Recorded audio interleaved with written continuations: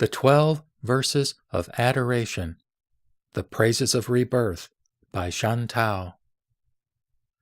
I bow to him who is honored by gods and men, Amida, the deathless, the noblest being with 2 feet.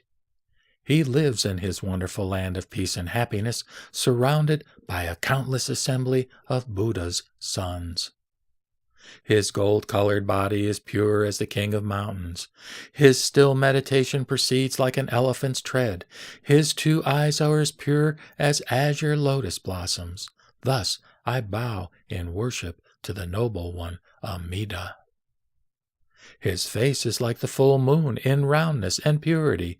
His majestic light resembles 1,000 suns and moons. His voice is like the drum of the gods and like nightingales. Thus I bow in worship to the noble one, Amida. He stands on the front of the crown Kuan Yin wears on his head. With all his excellent features and precious ornaments, he subdues the arrogance of devils and outsiders. Thus I bow in worship to the noble one, Amida. Being incomparably pure and without defilement, the mass of his virtues is as glistening clear as the sky. He has attained self-dependence in conferring welfare. Thus I bow in worship to the noble one, Amida. Throughout the 10 quarters, crowds of famous bodhisattvas and innumerable devils ceaselessly chant his praises. For all living beings, the power of his vow is maintained.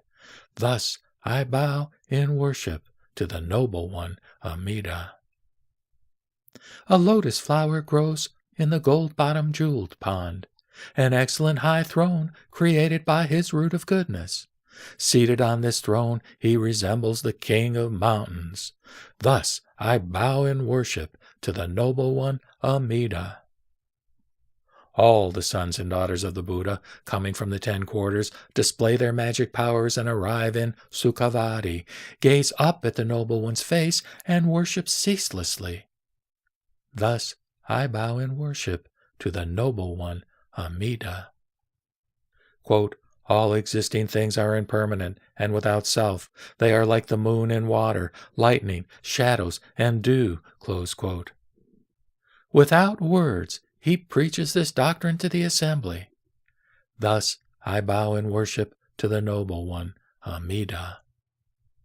That noble one's Buddha field knows no mention of evil, nor is there fear of evil destinies. All the people wholeheartedly worship that noble one. Thus I bow in worship to the noble one, Amida.